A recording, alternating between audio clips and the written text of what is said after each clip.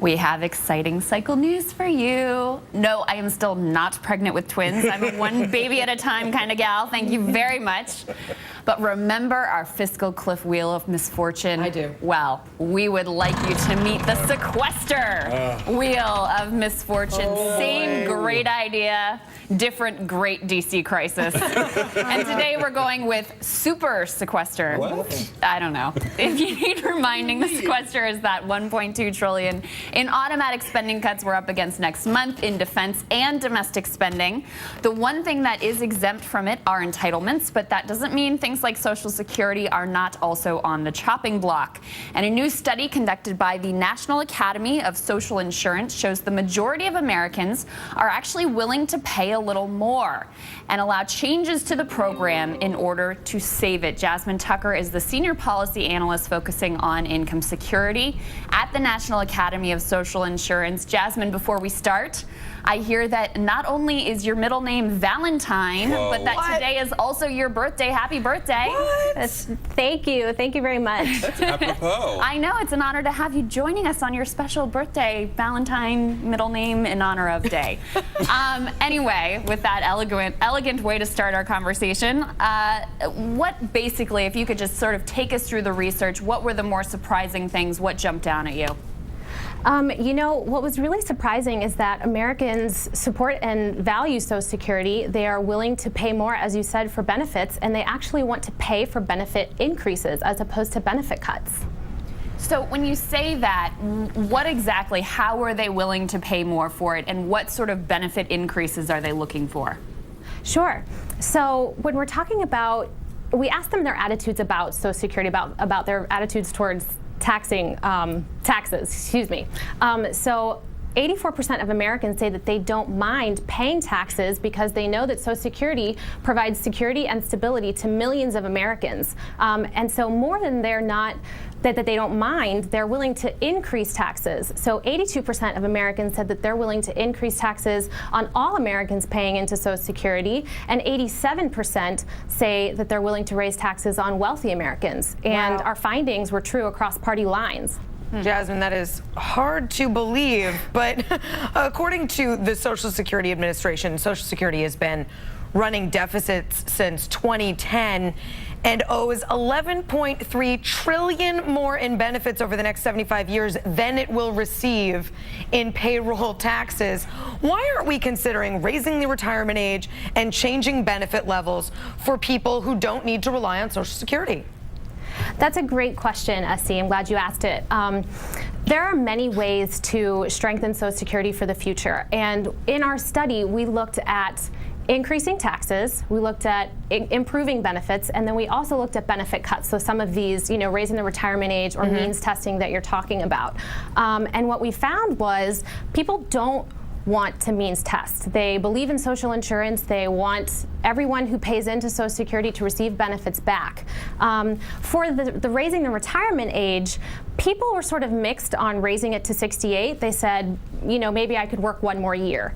But raising it to 70 elicited a very strong negative reaction. People don't want to work until they're 70. But if only we could poll people 40 years into the future who have not had to make these decisions yet. I mean, it's easy to say what you'd like to happen to you. It's really hard to say what you'd like to happen to your kids in future generations. That's so true, but our study overwhelmingly found that people want to preserve Social Security for their future generations, and they want to do it by increasing taxes. Well, you know, on that point, Jasmine, it's always been interesting to me because just periodically, every few years, every few decades, we'll hear about the Social Security crisis, and we'll look at the future outlays from the program, and we'll look at what's coming in through the payroll taxes, and we'll say, well, it's not going to be enough to cover all the expenses, therefore the program is at risk of bankruptcy. And really, that doesn't have to be the case if we don't want to be the case. We decided, you know, when FDR created Social Security that it would be funded through payroll taxes so everybody would feel invested, but we could also just treat it like any other government program, like the military, for instance. We never talk about the military going bankrupt. We could just decide, well, okay, we can fund it partially with payroll taxes. We could also fund it with general revenue. Do we need to have a broader conversation here, do you think, about how we fund Social Security and maybe looking beyond just a payroll tax? I think that is a great question, Steve, and I really don't know the answer, but I do know that the conversations that are happening in and outside of Washington on Social Security have been mostly focusing on benefit cuts, and the study shows that people, they don't want to cut benefits. They know that people rely on them, and they would rather increase taxes through their payroll tax. And the other thing, I don't know if your study got into this at all, but it's always striking to me, maybe you can speak to this, when you compare sort of the social insurance benefits that we provide in this country, the safety net in this country, whether it's Social Security or Medicare or other programs, and you compare it to other major countries around the world, we're awfully stingy, aren't we? We are. We do have some of the lowest Social Security benefits, other social insurance. It's really interesting. Well, and Jasmine, I think this research is really interesting, and as you're pointing out, the conversation in D.C.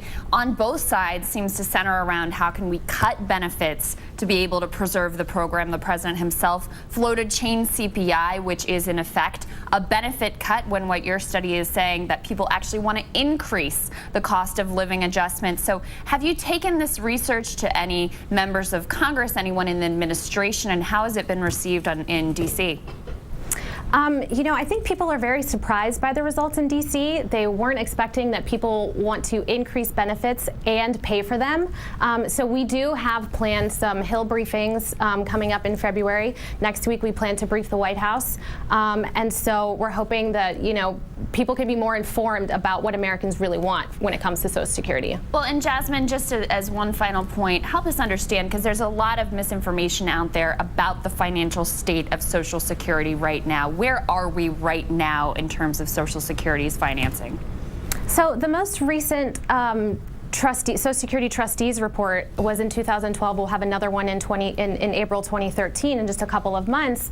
We have $2.7 trillion as surplus, and so we're going to continue to draw down those funds if we continue on our current path, and nothing changes with the projections.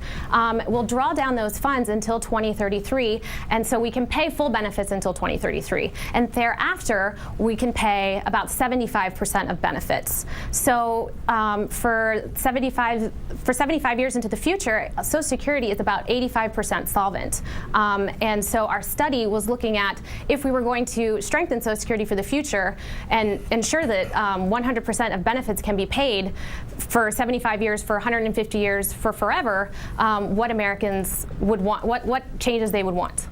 All right, Jasmine Valentine Tucker, thank you so much for coming on, and happy birthday again. Thank you, Crystal. Thanks, guys. In honor of Valentine's Day, our Facebook fans have been sending us Valentines of their own.